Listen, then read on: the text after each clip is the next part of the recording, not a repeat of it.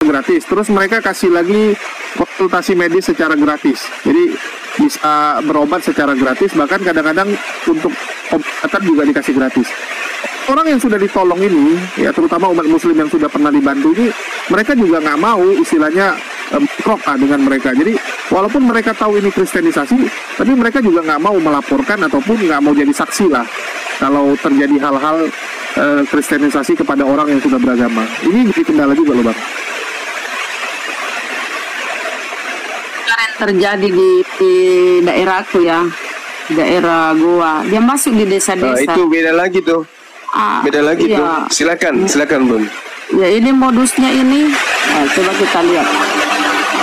3 orang anak di Desa Manjaling, Kecamatan Bajing Barat, Kabupaten Goa, Sulawesi Selatan menjadi korban pemurtadan.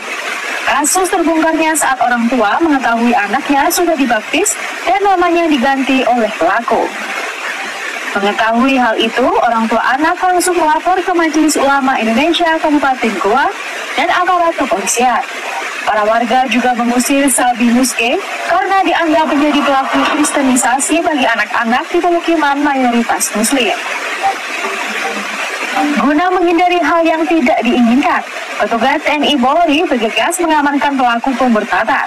Sabi Muske diberikan surat pernyataan untuk mengembalikan ketiga anak tersebut kepada orang tuanya dan meninggalkan desa. Saya yang bertanda tangan di bawah ini. Nama Sabi Muske ini ada tempat tanggal lahir Flores 4 Mei 1957, pekerjaan wira swasta. Alamat Talaborong, Desa Manjaling, Kecamatan Bajing Barat, Kabupaten Goa. Menyatakan bahwa saya bersedia mengembalikan kepada orang tuanya anak yang saya asuh masing-masing bernama satu Israel umur 18 tahun, Aziz Adrian umur 11 tahun, saya umur 9 tahun. B. Menyatakan bahwa saya bersedia meninggalkan tempat tinggal saya di Dusun Talaborong, Desa Manjaling, Kecamatan Bajing Barat, Kabupaten Goa, dan meminta waktu untuk mempersiapkan atau membenahi perpindahan saya sampai tanggal 23 Maret.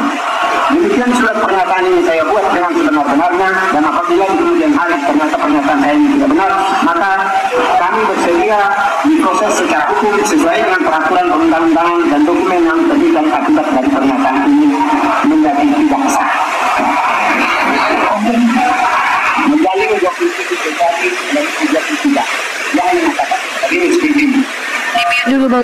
Sebelumnya, ketiga anak I 12 tahun, AA 11 tahun, dan S 9 tahun diangkat menjadi anak asuh oleh Sabi Muske pada tahun lalu dan berjanji menyekolahkan mereka. Kini ketiga anak telah dijemput dari sekolah non-muslim untuk dikembalikan kepada orang tuanya dan menjalani pendidikan Islam yang sesungguhnya. Ya itu ya. 3 orang anak di desa. Jadi itulah kelicikan mereka. Jadi hati-hati ya, dia itu masuk ke desa-desa loh. Masuk ke desa-desa, dia lihat daerah-daerah yang apa ya, yang orang-orang tidak mampu secara ekonomi. Dia masuk ke situ. Dia apa ya, ajaran licik ya mereka ya. Astagfirullahaladzim. Jadi hati-hati kita ya teman-teman. Ini sudah melanggar undang-undang kan ini? Menawarkan agama kepada orang yang sudah beragama itu melanggar undang-undang, apalagi dengan kepada anak-anak gitu kan, kepada orang-orang yang memang dalam keadaan butuh ke uang gitu. Ini kan melanggar sebenarnya ini. Bisa penculikan itu Dibesari gurunda host. Ya, cuman kadang-kadang susahnya gini ya. Kita sering dapati misionaris itu ujung-ujungnya ya ini teken di atas materai, tidak akan mengulangi perbuatannya, selesai gitu. Jadi hari ini selesai, besok muncul lagi yang lain. Iya, jadi apa ya, mungkin karena gini, ajaran dari Paulus yang mengatakan kalau karena dustaku kemuliaan Tuhan semakin melimpah gitu kan. Ya, dan lagi pula pendeta itu kan memang apa, butuh jemaat juga kan buat perpuluhan, Jul. Kalau nggak ada perpuluhan kan susah juga mereka. Kau bawa nggak sekolah tinggi-tinggi? Kau tengok deh yang pendeta yang di video kemarin itu kan, give ya, berikan take and give ya, kan butuh kali duit gitu, Jul. Nah, kalau jemaatnya nggak ada, nah, apalagi denom banyak, satu pendeta, satu denom, taruhlah 15 orang pengikutnya. Per bulannya cuman kasih 10%, ada yang kasih, ada yang enggak. Ya, manalah cukup buat hidupnya, Jul. Banyak lu, susah lo jadi pendeta. Nek harus beli mobil. Iyalah, masa pendeta jalan kaki. mana lah. Jadi wajar sih Jul, harus mencari jemaat gitu ya. Kalau ustadz ini kan nggak ada kewajiban buat cari jemaat Jul, ya kan? Setahu aku loh Jul ya. Jadi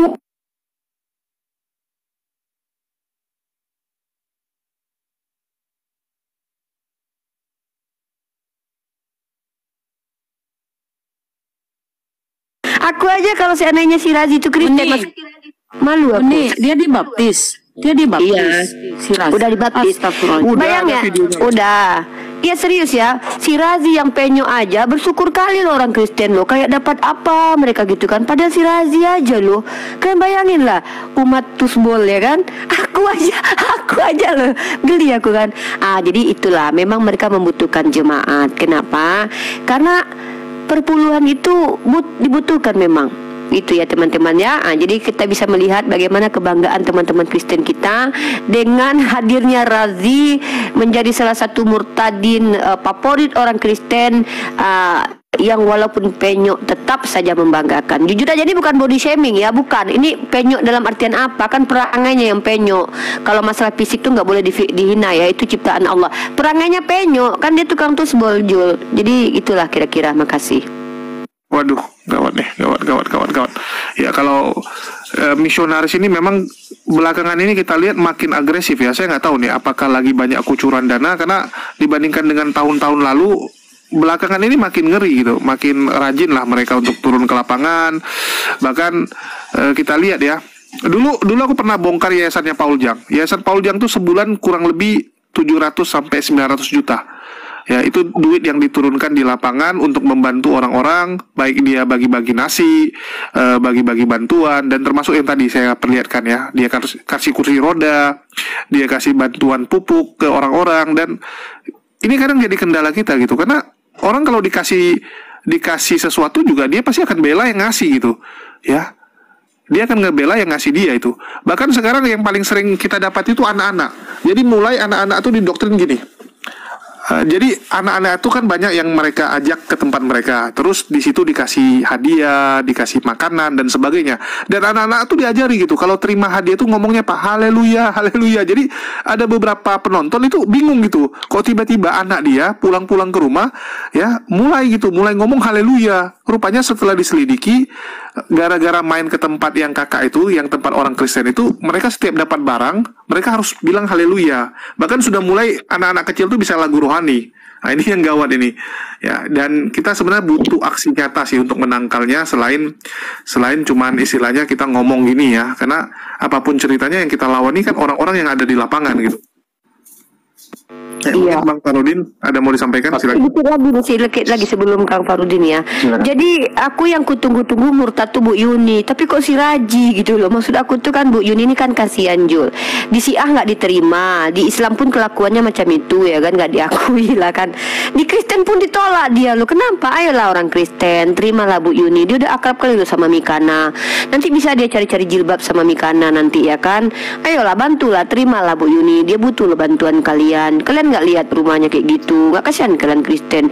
Nampak kali lah umat Islam ini banyak kayanya loh, sultan-sultannya bertaburan. Nah kalian katanya kalian kasihi musuh, dipinjam uang nggak nolak. Bu Yuni aja nggak ada kalian bantuin. Kupikir dengan berkawannya Bu Yuni dengan Mikana, Bu Yuni itu udah diskusi di tempat yang udah kayak Mikana gitu, udah buka camp di tempat-tempat kayak Mikana. Tahu-tahu masih ada sempak juga di belakang dia dijemur. Ayolah, kalian kan orang kaya, Ten. Nih Mikana kan berkawan sama Bu Yuni, jangan cuma di mulut aja berkawannya. Kasihlah Bu Yuni tuh singa sekali-sekali biar senang hatinya. Capek loh dia live tiap hari loh. Aku lihat dia live tiap hari tuh aku yang sesak napas. Bayangkanlah. Tapi kalian Oten berkawan, si Ruth berkawan katanya, Bu Uti berkawan katanya sama si Bu Yuni. Kasihlah duit kalian sama dia. Yesus kan ngajarkan gitu. Bagaimana caranya guru biar masuk ke dalam kerajaan surga? Apa jawab Yesus? Bukankah engkau tahu ada hukum Taurat? Aku sudah melakukannya sejak usia mudaku. Masih ada yang kurang. Jual hartamu Mikana, jual hartamu Pak Bom, kau berikan kepada fakir miskin kayak Bu Yuni. Itu ajaran Kristen. Memiskinkan diri itu diajarkan di Kristen. Kok nggak mau kalian kayak gitu? Katanya berkawan. Kalian tengoklah aku nih Aku ya kalau nggak makan tahu Bang Zuma nggak dibiarkannya, besok transfer Julius kalau tahu dia aku nggak makan, transfer. Kayak gini kami Muslim. Kalian katanya kawan si Raji penyo aja kalian bangga gitu kan. Tapi ya sudah lah ya, memang sulit memang ajaran yang diada-adakan, tapi tidak diajarkan oleh Yesus, dibuat oleh oknum-oknum yang mengatasnamakan Yesus, itu tidak mungkin terrealisasi karena tidak relevan. Tidak ada orang yang mau memiskinkan diri, coba. Mana ada yang mau jual hartanya terus kasih kepada orang miskin? Nggak ada. Maaf ya, ajaran kalian tidak relevan. Makanya aku nggak mau jadi Kristen. Andai ada pilihan Unirifa wajib menyembah manusia, aku pilih nyembah Raffi Ahmad. Serius, udahlah ganteng, kaya lagi. Yesus mohon maaf, Yesus kan miskin. Gimana aku mau minta harta sama dia ya kan? Terus Yesus nggak punya istri, gimana mau minta jodoh sama dia? Mending sama Raffi Ahmad aku nyembah. Kalau na'udzubillah min dzalik ya, kalau seandainya aku terpaksa harus nyembah manusia gitu. Mohon maaf ya, aku ini terlalu jujur kadang. Lanjutlah mungkin yang lain. Oke, baik. Saya akan menyampaikan sekitar 1, 2, 3, 4, 5, 6 ya. 6 dari sumber Kristen langsung. Nanti bisa koreksi teman-teman, dan saran saya, lebih baik kita fokus kepada apa yang mereka lakukan misi daripada ke personal, kecuali kalau personal tersebut memang melakukan misi. Sebenarnya masalah misi kristenisasi bukan hal yang baru. Kenapa demikian? Jauh sebelumnya VOC itu telah melakukan hal demikian ya. Itu yang terjadi. Contohnya Real, Celebar, Clean Card, Let's Decker, mereka menggunakan kata Allah, di mana mereka sendiri tidak lain dan tidak bukan orientasinya kepada Muslim. Hingga pada akhirnya Kristen yang saat ini pun ikut-ikutan menggunakan kata Allah, Rasul, dan lain sebagainya. Itu di bawah naungan VOC Belanda, yang notabene-nya adalah Kristen yang denominasinya Calvinis. Yang kedua, ternyata mereka pun melakukan pendekatan secara secara persuasif dengan adanya secara pribadi. Dan di sini saya coba bongkar ya, karena ini bukan dari pihak kami ya. Saya mendapatkan dari pertemuan seminari Alkitab se-Asia Tenggara ya. Jadi bukan skala Indonesia tapi skala Asia Tenggara. Oke. Nah ini. Kang Farudin Jul. Ini seminari Alkitab Asia Tenggara, jelas ya. Oke, ini dari pihak mereka pribadi. Jadi memang ada penjelasan secara pribadi ya. Cetakan saya tahun 92. Apa metodenya Kang Farudin, misinya? Rudalisasi bukan? Yang digunakan oleh mereka itu di dalam buku ini. Jadi mereka sudah memiliki teknik ketika melakukan pembicaraan penginjilan secara pribadi ke seseorang. Ketika seseorang itu katakanlah memberikan jawaban A, nah misionaris ini sudah memiliki adanya jebakan-jebakan. Kalau dia menjawab B, dia pun sudah memiliki jawaban-jawaban. Jadi sudah disetting, dan mereka sudah belajar tentang hal tersebut. Jadi sudah tertangani segala sesuatu yang akan pihak kita sampaikan ketika adanya penginjilan secara pribadi. Contoh, halaman 20. Oke. Nah ini contoh untuk menjelaskan diagram penginjilan dialog yang memungkinkan, yang mengajak bercakap-cakap, yang diajak bercakap-cakap. Mereka mempelajari ini sampai segininya mereka. Aduh. Cakapan yang kepercayaan. Yang mengajak bercakap-cakap, yang diajak. Berani ya kan? Gimana? Sama kita nggak berani mereka bercakap-cakap, Bang. Malah kabur-kaburan mereka dari ini kita. Secara pribadi. Jadi secara pribadi nih, ketika kita didatangi ya, karena saya pernah mengalami hal tersebut ya, saya sengaja masuk ke mereka, dan seperti itu yang mereka lakukan di Bandung. Nih, ini pembicaranya sudah disetting, jelas ya. Ketika posisinya seperti ini pertanyaannya, mereka akan mengalihkan pembahasan-pembahasan yang ada, termasuk ketika mereka membahas tentang Allah. Ini, seperti ini pola mereka. Dan teman-teman bisa cek ya, bagaimana cara penginjilan secara pribadi pun itu sudah banyak dicetak oleh pihak mereka. Dan termasuk orang-orang atau pihak yang melakukan misi penginjilan, itu memang mereka sendiri memiliki dana yang kuat. Itu dalam satu denom ya. Saya kasih contoh lagi. Buktinya.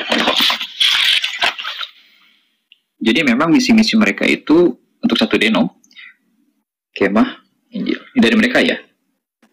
April 2008. Ini covernya. Jelas ya. Oke, sebentar gelap jelas ya. Tahun 2008. Pak Laksen muda ya. Oke. sebentar. Halaman selanjutnya 38. Itu bukan Bang Ramsen. 39. Nih. Ini tahun 2007 ya. Untuk misi 79.600.000. Waduh, honor itu. Jelas ya? Ini real ya, ini real. Waduh, nanti saya bongkar lagi. Wah, ini tahun 2008. Berapa itu? Kang, 70 juta ya tanya. 2007. Waduh. Misi 79 juta. Ini tahun 2007. Waduh. Dan bahkan mereka telah membagi-bagi wilayah-wilayah yang ada. Wilayah, jelas ya? Oke, per provinsi ini dananya. Misi PI 16 juta, ya? 26 juta. Yang besar itu di mana itu, ini Bang? Tahun Papua 2. Ini tahun 2007. Ada Papua 1, 2, 3, Sulut, ya, Kaltim, Kalteng, Jawa, Sumatera. Jawa Sumatera saja 30 juta lebih. Jelas ya datanya ya? Kecil kali lah itu, masih dananya kecil kali. Ini 2007 nih. Kompetisi laporan. Waduh. Saldo awal 13 juta. Itu. Bahkan di sini jelas ya? Tahun berapa? Nih. Kita punya data loh, Kang Parudi. 2015. Berapa juta? Oke, halaman 33. Apakah ini punya Oten? Cek saja. Punya Oten. Jelas ya? Nih. Halaman 33. Berapa puluh juta? Oke. Penginjilan. Tulisannya? Pengutusan. Oke. Aduh, buram Nah, mundurin. Nomor 3. Honor keluarga, satu keluarga ini ya. Honor satu keluarga tahun 2015 berapa? 75 jeti. Ini tahun 2015. Wow. Ini satu keluarga loh. 75 juta. Jelas ya teman-teman? Nah, itu untuk satu denominasi. Belum lagi denominasi lainnya. Makanya kita sebenarnya lagi dikungkung oleh berbagai denom. Terlepas Kristen itu adalah sesuatu atau tidak. Belum lagi dari SSY ya, Saksi Yehova. Yang posisi untuk di Bandung itu di jalan dekat Pasir Kalikilah, seberang Hotel Ruby. Dan bahkan beberapa hari kemarin saya dapat info dari teman-teman, katanya ada posisinya yang seorang muslimah. Dia dilarang oleh suaminya untuk tidak beribadah. Dan ternyata dia pura-pura menjadi muslim. Itu yang terjadi. Dan di rumahnya itu ada Bible. Nah, yang bersangkutan minta untuk melakukan pembebasan. Itu di Bandung, real. Itu di Bandung. Belum lagi posisinya tahun 2017 ada lagi pula adanya penyekapan dari pihak Oten yang posisi rumah, posisi makan semua dibiayai oleh misionaris tersebut. Dan sempat kita gerbek, ternyata 100 meter jaraknya antara posisi Oten dengan adanya yang disekap tersebut. Dan ini bukti dari adanya Bible sejak awal pun memang dari adanya misionaris, Bible pun berpengaruh pula. Ketika adanya korban, otomatis Bible pun melonjak permintaannya. Buktinya mana? Oke, saya coba cek. Ini datanya dari LAI langsung ya. LAI bisa, oke. Nih, jadi ketika posisi adanya misionaris telah menjerat Muslim, ini 221 tahun 98 pencetakan Bible 478, tahun 99 474, tahun 2000 435. Selama 3 tahun 98, 99, 2000 1 juta lebih. Ini penyebabnya apa? Oke, kita cek. Penyebabnya ialah banyaknya pesanan khusus sekitar 20% dari total penyebaran Bible oleh lembaga-lembaga, misi, dan jelas ya teman-teman, jelas ya. Makanya penggunaan nama Allah pun yang diawali oleh pihak VOC, yang diteruskan oleh pihak LAI, itu tidak lain dan tidak bukan untuk melakukan misi penginjilan. Karena diakui maupun tidak, kita muslim ini sedang dicabik-cabik oleh berbagai denominasi untuk berlomba-lomba agar masuk ke tempat mereka, meskipun beda denominasi. Buktinya mana? Oke, saya kasih bukti lagi. Ini dari mereka langsung ya. Oke, jelas ya? Bisa diperbesar aja, biar teman-teman bisa ngecek ya. Tulisannya. Ini tahun 2009. Ini tahun 2009. Oke, jelas ya. Nih, Sobat Gembala. Ini pembimbingan redaksinya. Jelas? Jelas? Nomor halaman berapa? Halaman 13. Temanya ini. Persaingan dalam. Jelas ya? Bukan hanya antar agama-agama saja. Ternyata persaingan juga melanda semua gereja, baik yang dalam satu denom maupun berbeda denom. Dalam buku yang ditulis oleh orang ini, telah banyak disinggung berbagai persaingan internal dan eksternal yang sedang dihadapi oleh gereja. Gereja berusaha menyediakan pelayanan yang terbaik untuk memenuhi kebutuhan jemaatnya, mulai cara memformat tata ibadah yang menarik sampai kepada sistem pemasaran gereja. Penulis kedua orang ini telah membongkar bagaimana teknis mereka agar jemaat itu betah diibadah di tempat mereka. Mana bukunya? Ini bukunya, ini penulisnya. Nih, jadi sampai warna gedung, sampai pelayanannya, semuanya ditata, ditulis di sini. Ini penulisnya, bersumber dari pihak hotel lagi. Ini judulnya, ini bukunya. Jadi memang kita sedang dicabik-cabik oleh denominasi mereka. Dan itu otomatis kita, bagi teman-teman, kalau saya boleh menyarankan, jangan terlalu terlena di dunia maya. Tapi tolong perhatikan pula dunia nyata. Itu. Karena seringkali kita lupa ya, menangani dunia nyata yang begitu masif di tengah kita, tapi kita terlalu fokus kepada dunia maya. Dengan berbagai motif. Wallahu a'lam bishawab. Silakan dilanjut.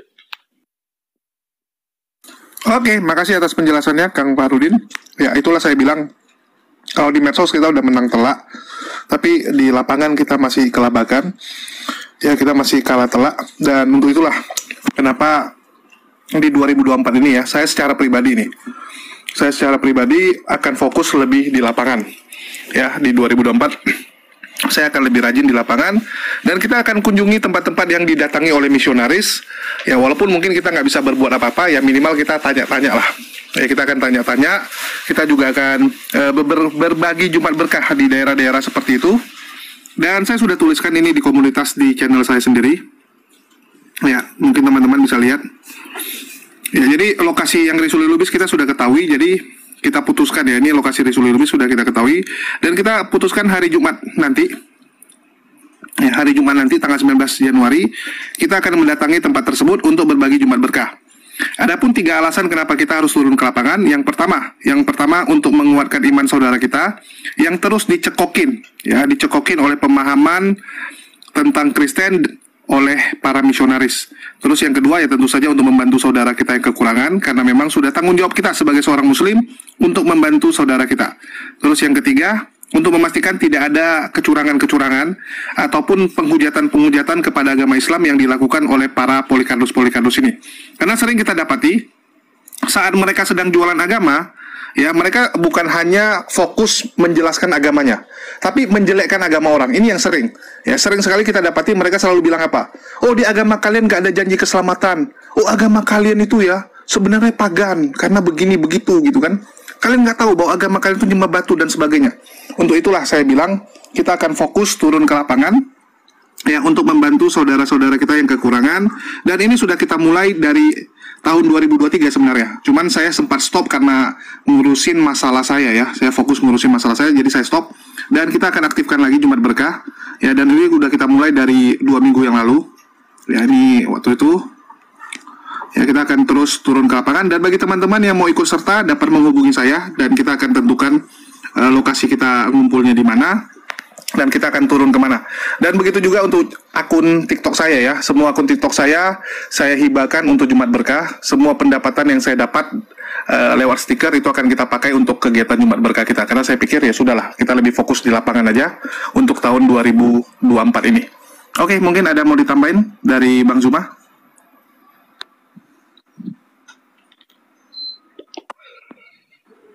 Sementara monitor aja dulu dek, masih hujan sini deras. Oke, mungkin Uni Rifah ada yang mau disampaikan karena Uni Rifah ini Agak sedikit Bang ya. Zuma nggak kedengeran kok, walaupun hujan tetap nggak ada suaranya Bang Zuma. Oke, lanjut Bu Ronda. Iya, nggak kedengeran. Itulah salah satu ini ya, tujuan pembentukan API. Bukti nyata API itu kemarin di mana ya? Di Jawa Tengah tuh ya. Wah, Masya Allah. Semalam aja tuh ada yang ini, tadinya udah mau murtad loh. Karena dia pacaran dengan orang Kristen. Burunda yang kasih wejangan, akhirnya dia tersadar semalam ya. Di Jawa Tengah tuh sama Bang Samudra. Maaf Bu, saya cut. Jangan dulu ngomong Bu itunya Bu. Saya tahu masalah itu. Jangan dibilang orangnya Bu. Tolong jaga orang-orang lapangan Bu. Maaf. Lanjut yang lain. Tolong jangan dibongkar dunia sosmed. Loh itu tadi malam live. Ya maksudnya yang nggak tahu biar nggak tahu gitu Bu. Lanjut. Tadi malam beliau live dan menyampaikan di depan kita semua kan, bahwa ini si siapa namanya itu si Bagus hampir saja murtad karena pacarnya orang Kristen. Dia ini ya diajak masuk Kristen. Akhirnya apa, semalam tuh dia menangis. Gurunda, nasihat dari Gurunda, akhirnya dia menangis dan berjanji loh. Semalam itu terharu kita ya. Dia berjanji tidak akan dia akan bersumpah ya bahwa dia insya Allah dia akan Islam seumur hidup gitu loh. Dia nggak akan nggak akan murtad, nggak mau murtad dia. Artinya harus tersadarkan gitu loh Bang. Masya Allah ya. Dan jadi nggak apa-apa ya kita ekspos di umum ini ya, biar teman-teman yang lain yang nyimak itu tersadarkan bahwa jangan kita terlena ya. Mereka itu aktif bergerak di sekitar kita ya. Sasaran mereka itu ya saudara-saudara kita yang mohon maaf ya, yang kurang mampu. Seperti kemarin di tempat saya kan, di daerah di desa-desa itu ya. Dia menyasar orang-orang di desa dengan kedok orang tua asuh dan pendidikan gratis. Tapi akhirnya ketahuan ya. Hampir di masa itu tapi ada aparat setempat yang ini ya, aparat yang mengamankan dia. Akhirnya dia akan dia udah pergi dari situ daerah itu. Kalau tidak pasti dia di masa. Jadi gak apa-apa kita bongkar di muka umum ini ya Bang, biar saudara-saudara kita yang lain tuh lebih memantau ya anak-anaknya, pergaulan anak-anak kita, dengan siapa anak-anak kita bergaul ya, kita harus pantau. Jangan terlalu melepas anak-anak kita keluar tidak dipantau. Karena banyak juga ya tiba-tiba anaknya itu murtad loh. Misalnya anaknya sekolah di luar daerah, dia ngekos, tahu-tahu anaknya sudah murtad. Karena apa? Dia tidak memantau apa yang dilakukan anaknya. Jadi sekalipun anak kita misalnya kuliah di mana, di tempat mana, tetap kita pantau. Karena mereka itu segala macam dia pakai loh, ajaran Paulus kan. Kalau dengan dustaku kemuliaan Tuhan makin melimpah. Boleh dia berdusta, ajaran memang ajaran orang Kristen memang gitu. Dengan amanat agungnya, jadikanlah semua bangsa muridku. Jadi lebih ekstra hati-hati kita ya. Minimal lingkungan sekitar kita, keluarga dekat kita ya. Kalau kita sudah waspada itu insya Allah. Karena memang Indonesia jadi target ya. Indonesia jadi target. Indonesia adalah muslim terbesar. Jadi tolong dipantau anak-anak kita. Itu aja ya, silakan. Oke, kita ambil contoh ya, Effendi Usman. Tiba-tiba waktu itu kan Effendi Usman tuh dari muslim, tiba-tiba murtad, tiba-tiba kabur dari rumah, mamanya selama setengah tahun lebih mencari dia ya. Kasihan tuh mamanya nangis tiap hari. Loh kenapa mikirin Effendi Usman cariin Yesus aja? Aku mikirin mamanya, bukan mikirin dia. Loh aku lebih mikirin ibundanya Yesus. 12 tahun dia nggak ketemu, 3 hari 3 malam dicari, ketemu di bait Tuhan. Pas ditanya sama bundanya, kenapa kau lakukan ini kepada kami, aku dan ibumu, ayahmu? Kenapa kau cari aku? Bukankah aku harus ada di rumah bapakku? Katanya. Apa nggak sedih menurutmu itu? Belum lagi ternyata pulang juga dia ikut bundanya kan. kau pikirlah kalau sekarang Effendi Usman ada handphone, WA, bisa telepon-teleponan mamanya. Lah, Yesus kau pikir dari dulu handphone nggak ada, keledai pun belum tentu punya, kan mereka miskin. Bapaknya cuma tukang kayu. Kau bayangkan apa nggak sedihnya jadi Bunda Maria? Ini ada datanya loh. Aku kenapa ayat itu sangat-sangat sangat aku pegang ayat itu. Aku seorang wanita, seorang ibu Jul. Kalau anak aku kayak gitu 3 hari 3 malam kami pergi lebaran pulang kampung, tiba-tiba pas aku balik ke rumahku dia nggak ikut sama aku pikir ada atau hilang. Terus tiba-tiba aku cari dia 3 hari 3 malam, aku jalan kaki nyari kan, kujumpailah dia di masjid. Ngapain Arumnya di sini? Kenapa ibu cari Arum? Arum kan harus ada di masjid, di rumah bapaknya Arum. Ku tampar mukanya ya, ku balikkan ke dalam rahimku. Minimal minta maaf kayak sama bundamu ini udah capek cari-cari. Kenapa kau mikirin mamanya Effendi Usman? Apa yang mikirin mama Effendi Usman coba? Enggak, rupanya Unirifa selingkuh sama marbot mesin nanti dikira orang itu. Iya, dikira rumah bapakmu itu. Iya. Nggak kaget lah kan apa yang terjadi sama bunda mereka kan kaget kan. Dia pergi sama Santo Joseph, pergilah ke bait Tuhan itu. Apa yang kau lakukan kenapa kau lakukan ini kepada aku dan bapakmu? Aku dan bapakmu, kata Bunda Maria. Ada pede kali lah kan bilang, ini loh Santo Joseph ini bapakmu loh. Yesus malah jawab, kenapa kau cari aku? Bukankah aku harus berada di rumah bapakku? Loh, bapakmu yang mana lagi kan? Jadi orang-orang yang dengar kan apa nggak bingung ya mereka ya Jul ya? Maksudnya kayak apakah mereka tidak berpikir wah sedih kali ngaku-ngaku bapaknya ternyata nggak diakui Yesus gitu kan? Nah andailah itu terjadi sama aku, jujur sedih aku Jul. Ya masalahnya gini ya, Yesus itu kan sebelum dia jadi manusia versinya masih roh ya. Karena kan ini iman Kristen bilang, menurut orang Kristen kan Yesus itu kan praeksistensinya kan masih roh. Dia itu mengajarkan untuk berbuat baiklah kepada kedua orang tuamu, ya kan?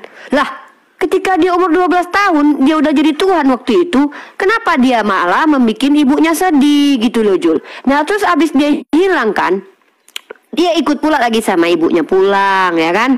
Nah nggak ada aku baca ayat dia minta maaf. Entah di usianya 13, 15 sampai 30 tahun pun nggak ada minta maaf. Yang sedihnya lagi pas umur udah 30 tahun datang lagi mamanya sama keluarganya sama adik kakaknya kan jumpa Yesus. Apa kata Yesus? Siapa ibu dan keluargaku, saudari-saudariku? Mereka yang mendengar firman. Apa nggak sedih kali Jul? Aku ya Jul ya, kalau anakku Tuhan ya, janganlah anakku Tuhan, taruhlah anakku presiden ya kan. Lagi bercakap-cakap lah sama warga negara ya kan, warga masyarakat jelata lah, duduk-duduk terus anakku presiden. Datanglah aku kan, bangga aku itu anakku loh, presiden loh. Ini apalagi anak kita Tuhan loh Jul. Weh kau bayangkan lah kalau anakku Tuhan, nggak tahu lagi lah aku. Wah berani aku sama semua orang kan.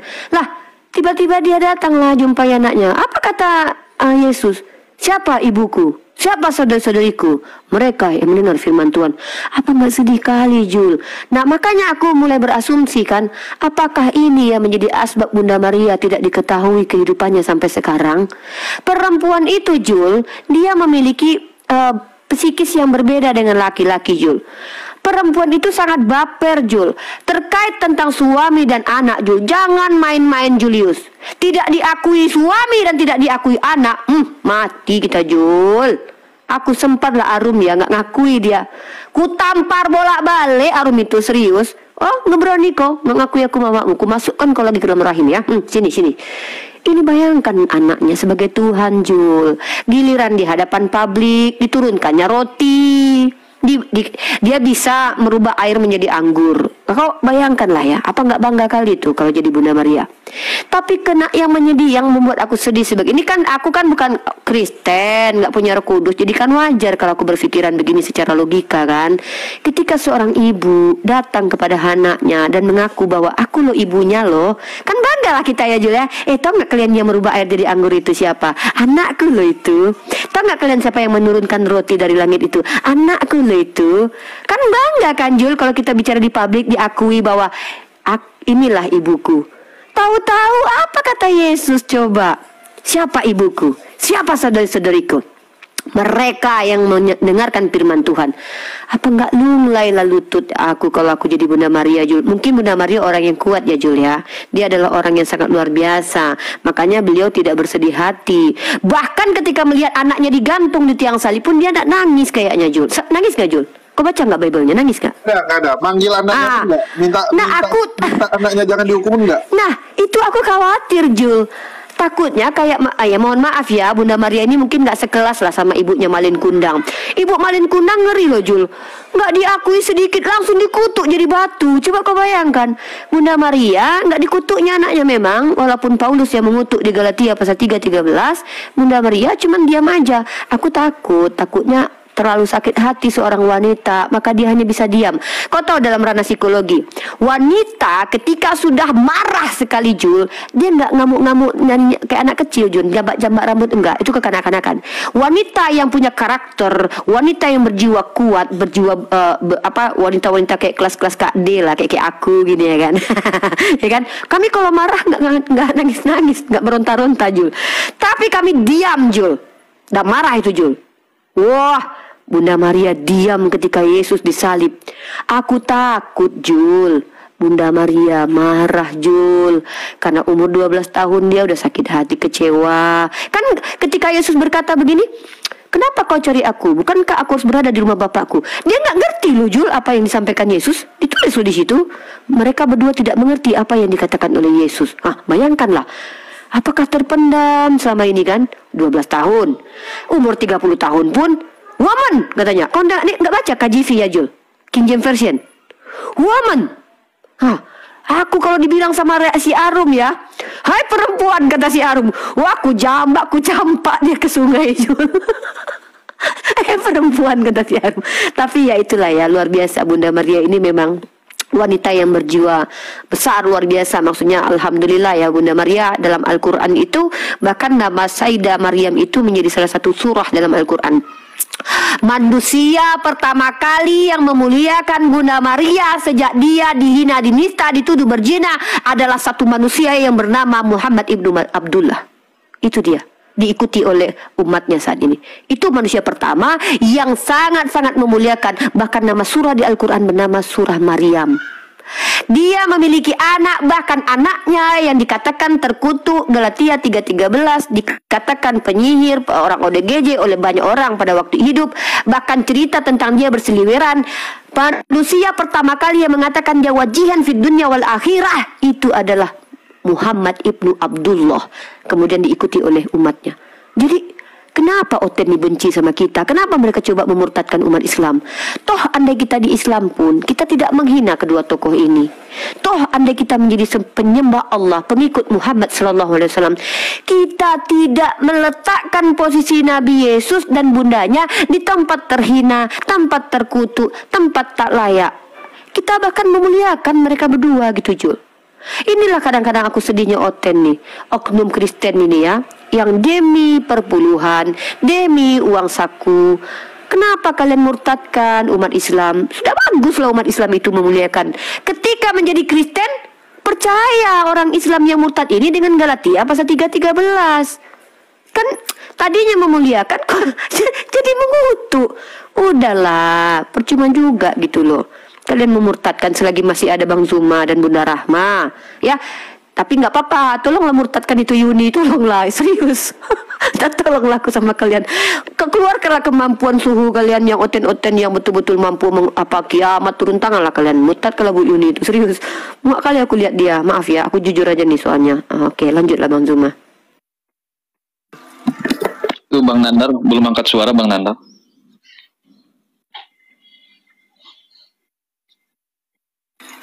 Ya, mungkin Nandar ada yang mau disampaikan?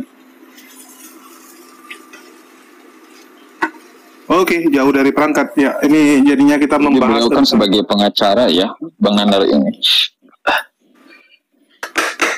Ya, kita membahas akhlak aja ya. Ini gimana nih akhlaknya Yesus nih? Padahal di Islam itu meninggikan suara kepada ibu aja itu udah dosa loh. Gimana nih Bang Zuma nih? Apa benar Yesus itu kelakuannya seperti itu? Bang Zuma kayaknya sedih kali dengar cerita Yesus, makanya Bang Zuma lagi nangis. Tetap, Unicap. Iya, jadi Bang Zuma kan lagi nangis, lagi bersedih hati karena kan beliau orang yang sangat family man ya. Beliau kalau masalah orang tua, anak, itu beliau tuh sangat hatinya tersentuh. Jadi beliau nggak bisa berkata-kata sekarang ya teman-teman ya. Maafkanlah abang kita ya, karena memang beliau kalau udah masalah ibu, masalah istri, masalah anak, beliau sangat-sangat tersentuh hatinya gitu loh. Jadi kalau beliau sekarang masih terseduh-seduh menangis dan tidak bisa berkomentar, janganlah kalian hakimi Bang Zuma. Itu hal yang lumrah dan wajar. Aku bela Yesus, Uni. Silakan. Aku juga membela Yesus.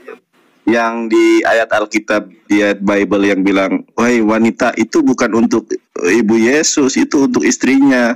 Karena dalam bahasa Yunani-nya gunai. Enggak serius. Justru karena salah penerjemahan ini yang seakan-akan Yesus kasar kepada ibundanya. Wahai wanita, padahal itu untuk istrinya loh. Gunai itu istri. Iya, penerjemahan Alkitab lah yang kemudian seolah-olah Yesus berkata kasar kepada ibundanya.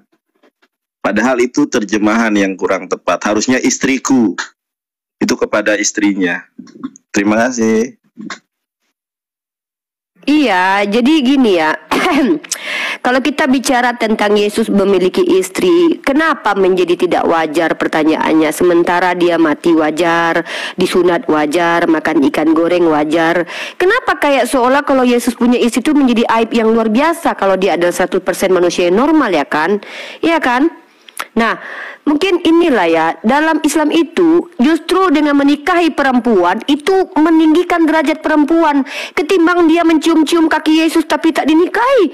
Bayangkanlah. Nah, Islam itu meninggikan wanita, makanya dinikahi gitu kan. Nah, jadi memang lah ya, kalau kami ini perempuan-perempuan Islam nih kayak aku, kayak Kak D itu ya, memang di Islam ini memang tinggi posisi kami, jujur aja kayak aku bilang. Tapi kalau kayak Mikana memang agak rendah lah, karena Paulus mengatakan aku tidak mengizinkan perempuan untuk mengajar katanya. Nah, ini ya, aku punya pengalaman pribadi waktu jumpa lah sama Kak D kemarin tuh. Kak D itu bukan apologet ya, kita nggak nampak dia bukan apologet. Bayangkan loh, orang seperti Kak D aja yang bukan apologet itu menginjili tukang salon. Ini serius Jul. Jadi kan tukang salon yang ada di tempat kami itu kan oten Jul. Nah ditanya sama Kak D kan, siapa Tuhanmu katanya. Pertama lembut-lembut Kak D. Inilah perempuan ini berilmu tuh boleh dalam Islam. Kalau Mikana enggak boleh ngajar. Apa kata Kak D? Siapa nama Tuhanmu? Yesus katanya. Dibilang sama Kak D.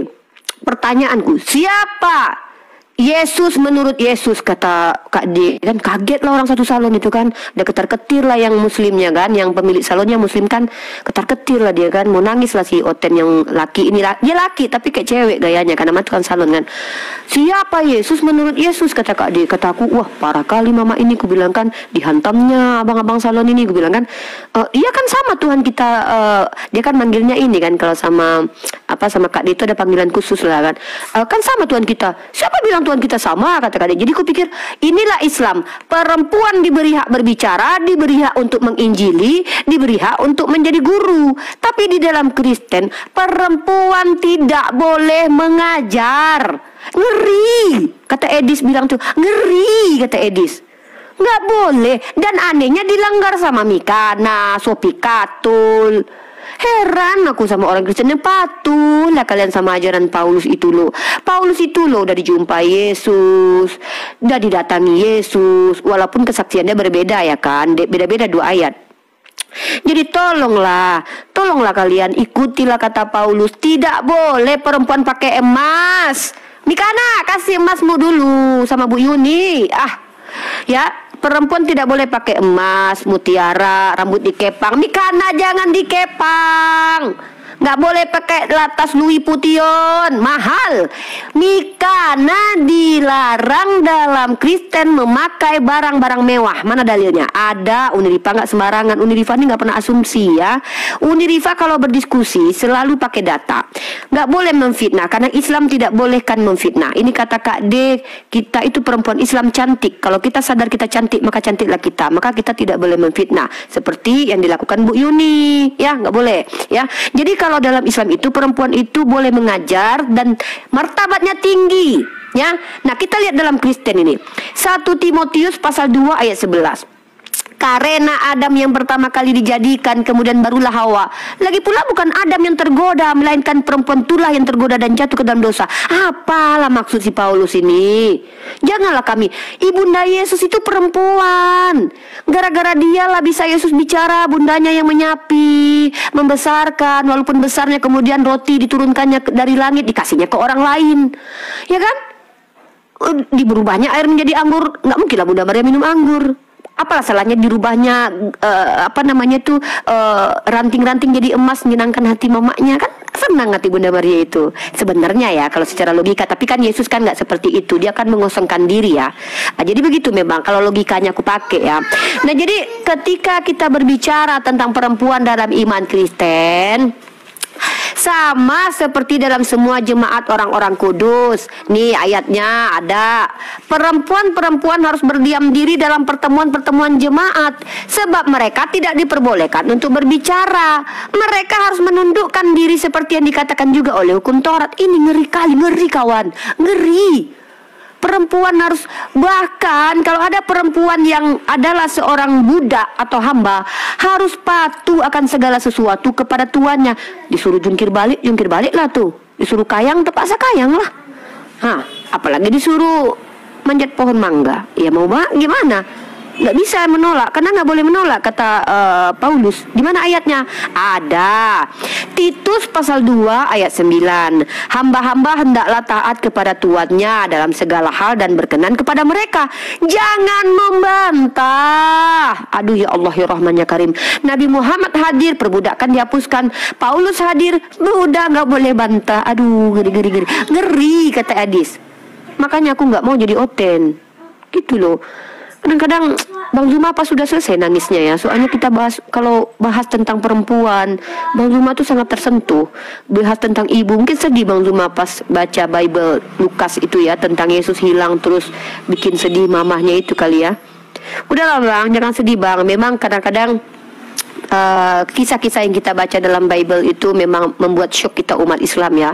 Kalau umat Islam itu baginda Rasulullah Muhammad SAW itu ya, bundanya wafat, beliau tidak sempat bertemu dengan bundanya, beliau tidak berinteraksi ketika dewasa dengan bundanya. Kalau seandainya beliau berinteraksi, banyak sekali lah ilmu yang bisa kita dapatkan, tapi pasti ada hikmah dari Allah. Tapi Yesus hidup bersama dengan bundanya. Apa yang aku dapat ketika baca Bible? Kesedihan Bunda Maria. Kenapa kau lakukan ini kepada ibumu dan ayahmu, nak? Kenapa kau cari aku? Bukankah aku harus berada di rumah bapakku? Ya Allah ya Rabbi. Ini astagfirullah. Bunda Rama, kalau seandainya begitu anak Bunda Rama apa yang Bunda Rama lakukan sebagai seorang bunda? Kok pada nangis semua ini memang sedih, jujur memang sedih ceritanya. Tapi nggak perlu semua nangis tutup camp. Gus Yonatan Nandar menangis, Bang Zuma menangis pada siang kali ini, Lord Oreo menangis, si Julius pun menangis. Iya, ini sedih, tapi gini ya, mungkin ada hikmah dari teman-teman kita Kristen mendengarkan cerita Yesus ketika ibunya bersedih ini ya. Tapi nggak apa-apa lah. Mudah-mudahan teman-teman Kristen kita bisa menjawab apa sih hikmah dari kisah Yesus seperti ini gitu. Bukankah dalam Torah dikatakan hormatilah orang tuamu, berbuat baiklah pada mereka. Tapi kenapa gitu loh, Yesus sendiri kok begitu gitu loh. Katanya kenapa Yesus itu suruh kasih musuh, ibundanya begitu dibikinnya. Kenapa kok Paulus disayang dia gitu loh. Makanya pernah aku bikin argumen, emang agama Kristen ini agama yang paling cocok untuk penjahat. Uni, apakah Yesus termasuk anak durhaka? Ya kalau dalam istilah Islam betul durhaka, karena berkata saja kepada orang tua kita sudah berdosa Bunda. Makanya Malin Kundang itu jadi batu sampai sekarang, dikutuk sama mamanya, gara-gara dia itu tidak mengakui mamanya di depan umum. Nah waktu Yesus didatangi keluarganya, ibundanya sama saudari dia, kan dia bilang ibumu telah datang. Gimana itu ayatnya ya, kita cari dulu ya biar kita nggak dibilang fitnah ya, karena umat Islam dalam perempuan Islam ini tidak boleh memfitnah ya. Bentar ya, saya cari data dulu ya. Ya, para murid berkata, ibumu ada di luar mencari kamu. Nah, kemudian bayangkanlah kronologinya. Yesus, siapa ibuku? Siapa saudaraku? Dia nggak kenal ibunya gitu. Nah, ini betul-betul. Ini kayak gini bunyinya ya. Kita baca teman-teman ya. Kalian yang punya pikiran, kalian bayangkan kisah ini di era tahun 2024 terjadi ya. Kalian bayangkan ini terjadi kepada diri kalian. Ini bukan monolog ya. Ini saya sedang mempertanyakan kisah ini. Ini bukan menjelaskan. Masuk ranah-ranah ITE kalau saya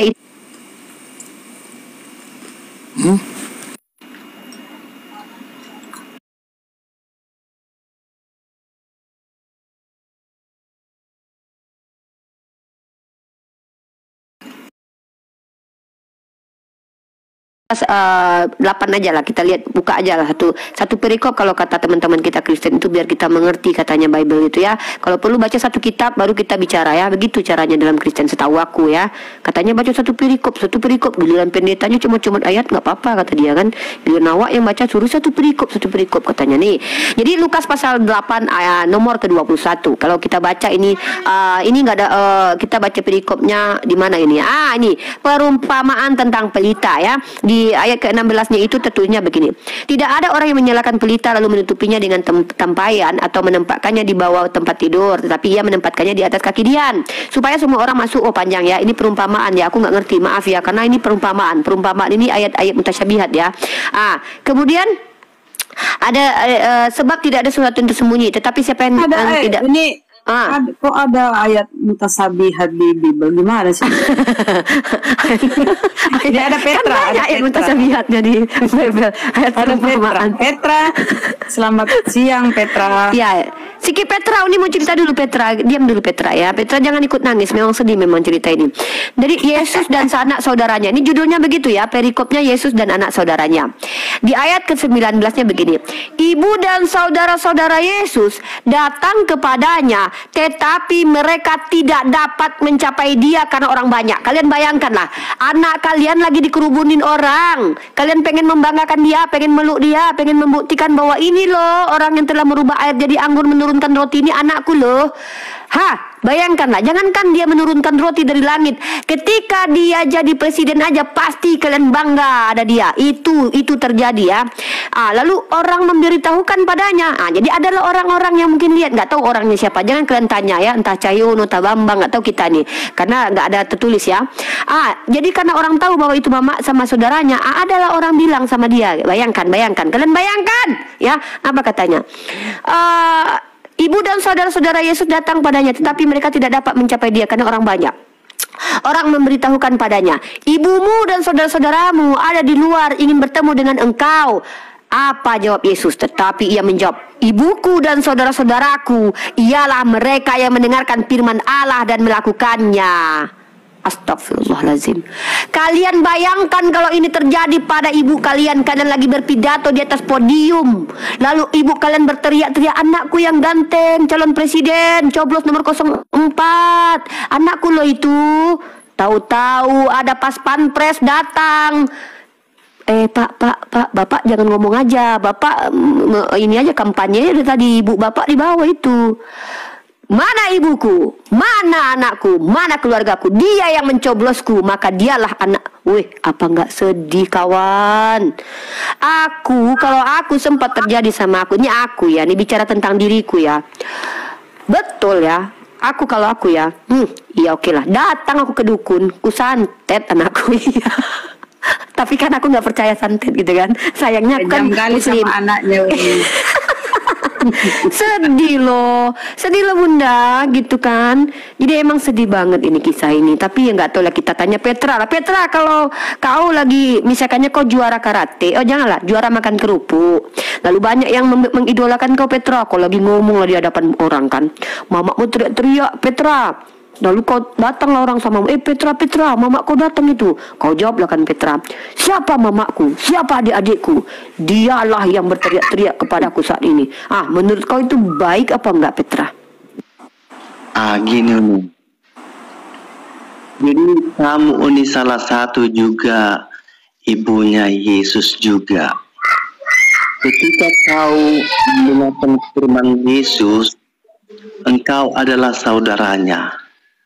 Artinya, maksudnya gimana ini Petra? Aku mamanya Yesus? Iya. Jadi aku nih, jadi Yesus panggil mama sama aku, panggil bunda. Sebutan. itu setara dengan hamba. Oh, jadi aku nih mamanya Yesus istilahnya kalau aku jadi Kristen. Tante Uti itu mamanya Yesus. Kan dikatakan di situ kan. Oh, si Mikana mamanya Yesus juga berarti? Iya, semua perempuannya. Dan artinya itu sebutan kepada perempuan. Berarti bolehlah Mikana menyusui Yesus ya? Aku nolak, aku nggak mau. Nggak apa-apa lah jadi mama Tuhan, Bunda. Apa? Iya kan? Nggak mau nggak apa-apa. Mau aja. Harusnya Bunda. gini loh, Petra. Dikit Uni, harusnya gini. Harusnya Yesus tuh nggak gitu ya. Dia ke bumi itu lewat mamanya loh. Iya. Harusnya dia jangan durhaka. Dia ke bumi kan lewat mamanya itu, lewat mulut rahim mamanya dia keluarkan ke bumi. Harusnya dia hormat. Kalau tidak ada mamanya, nggak turunlah Tuhanmu ke bumi kan? Aku aja belum kenal Bunda Rama. Aku panggil Bunda, Ibu. Bunda Rama, Ibu Rama. Tapi kan nama kebetulan panggilan aja. Kalau ini kan Yesus bukan masalah dia mengaku itu, Petra, yang menjadi masalah. Yang menjadi masalah buat aku tuh nggak diakui terang-terang gini loh, Petra, dengar Uni ya. Anaknya kan terkenal, sudah bisa merubah air menjadi anggur, menurunkan roti dari langit. Cobalah kau dengarkan dulu ya. Nah, kan terkenal itu, banyak orang mengelu-elukan itu. Yesus, pastilah banyak orang yang sedang mengelu-elukan. Tiba-tiba mamanya kan pengen lah ada di situ biar bangga ya kan. Nggak diakui Petra. Apa nggak remuk redam lah hati mamanya, sedih tuh loh.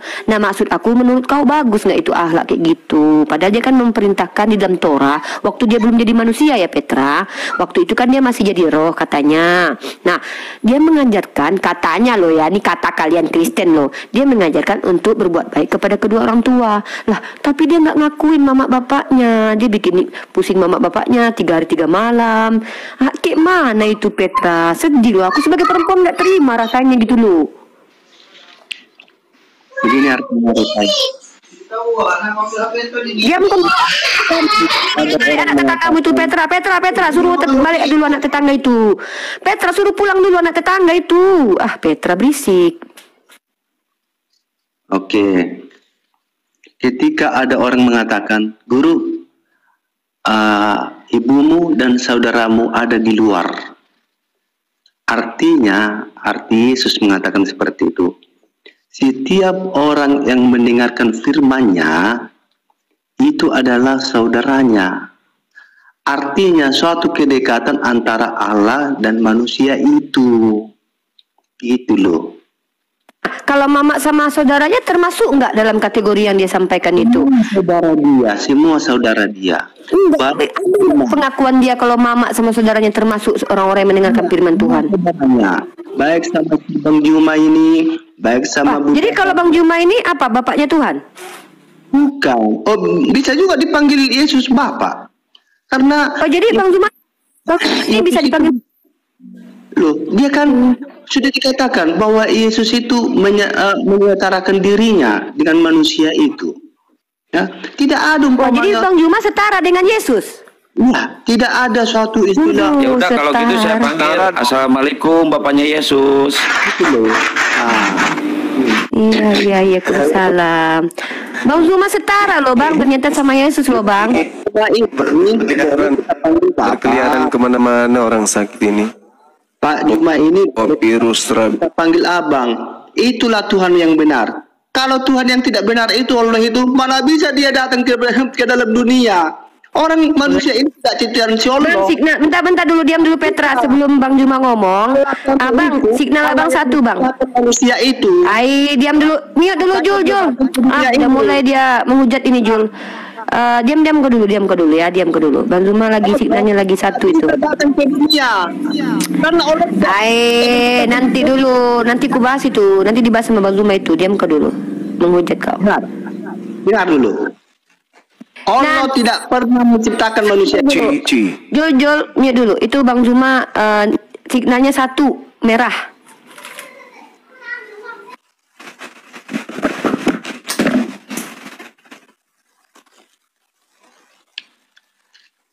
Halo. Bentar dulu Petra. Ini signal Bang Juma ini masih satu ini, bentar. Habis Nah, mungkin aku dulu lah Bang Zuma ya, mungkin aku dulu. Jadi gini Petra ya, jadi kau bilang Tuhan kami tidak terlihat. Sekarang mau kutanya samamu, kayak mana bentuknya bapaknya Yesus? Petra, kayak mana bentuknya bapaknya Yesus? Berbulu juga ya, kayak Yesus ya? Bapak itu Yesus sendiri.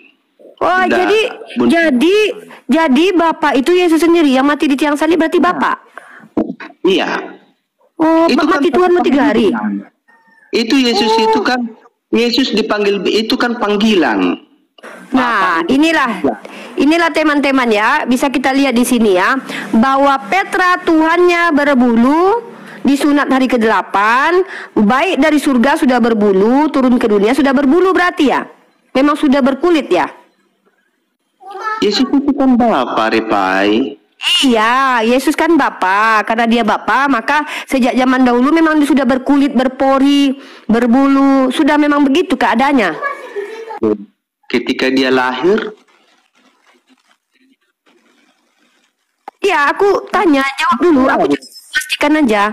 Berarti Tuhannya Petra ini memang sudah berkulit, berbulu, berkelamin sejak semula ya? Ya, itulah Kristus.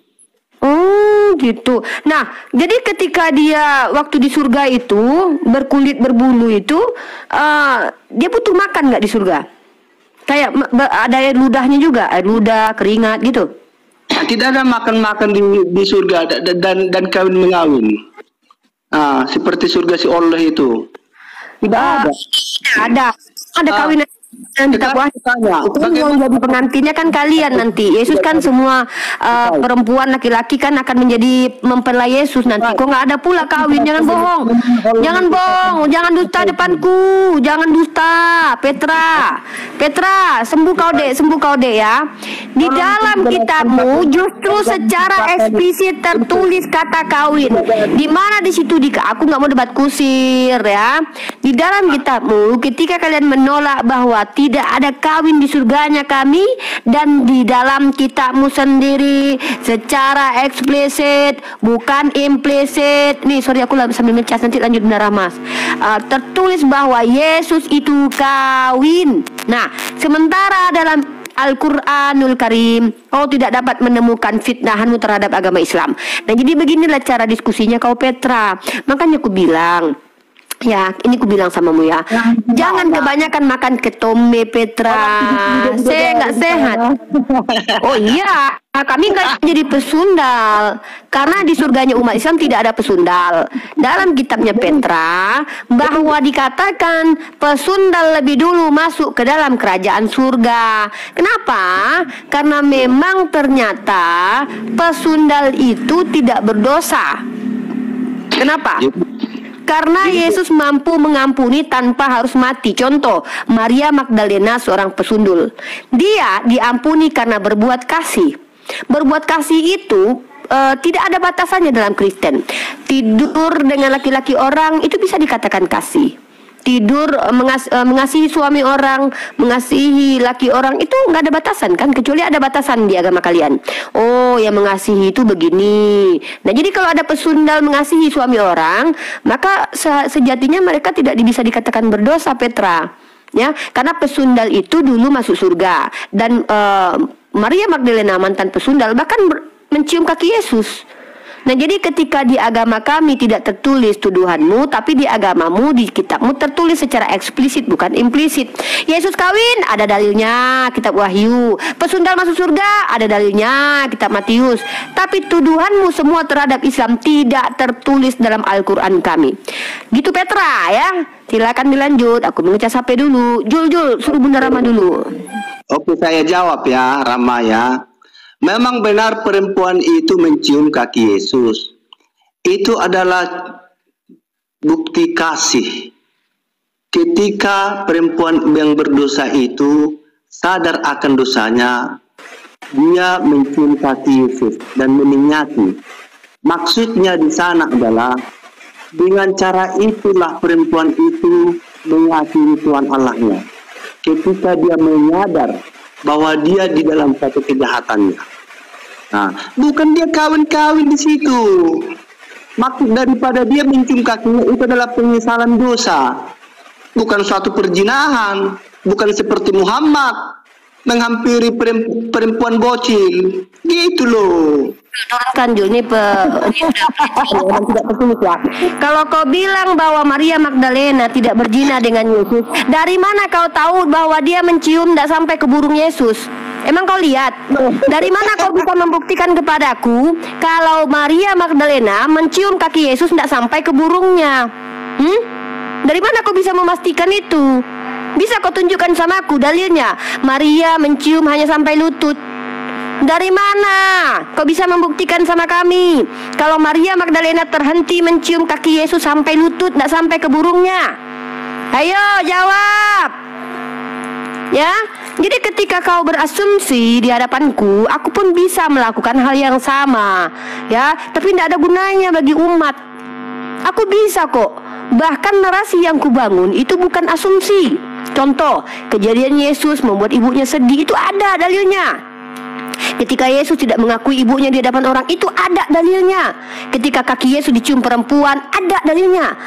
Dan ketika kau bilang dia tidak berzina, dari mana kau tahu bahwa mereka tidak dikatakan berzina? Memang kau lihat ketika si Maria Magdalena mencium itu tidak sampai ke pusarnya? Melihat kau? Kan tidak. Ketika memang tidak ada tertulis. Tapi jangan kau asumsikan pula, oh mereka tidak berzina, karena tidak ada tertulis pula bahwa Maria Magdalena hanya mencium sebatas kaki. Dan tradisi Yahudi, apa boleh laki-laki mencium perempuan mencium kaki laki-laki? Boleh. Jadi jangan menuduh Nabi Muhammad, kau tuduh, kau fitnah. Aku tidak pernah menuduh bahwa Yesus berzina dengan Maria Magdalena, nggak pernah aku tuduh. Tapi ketika kau mengatakan sebuah klaim Maria Magdalena tidak menzinai, tidak berzina dengan Yesus, tapi cuma mencium bentuk kasih, memang kau lihat mereka berdua pada waktu itu. Jadi jangan asumsi depan kami ya. Naiklah, tolonglah yang ngoten, yang naik-naik ini yang pintar lah sikit gitu. Ya, begitu. Ya kalau mau diskusi itu minimal bawa data. Sudah capek loh, kalian berapa kali kalian blunder ini, banyak loh. Bahkan kurasa kebanyakan dari kalian ini ketika berdiskusi hanya karena kebencian terhadap agama Islam. Kalau aku nggak pernah benci sama Kristen, aku cuma sedih aja. Katanya Yesus mengajarkan kasih orang tua, tapi kenapa Yesus bersikap seperti itu gitu?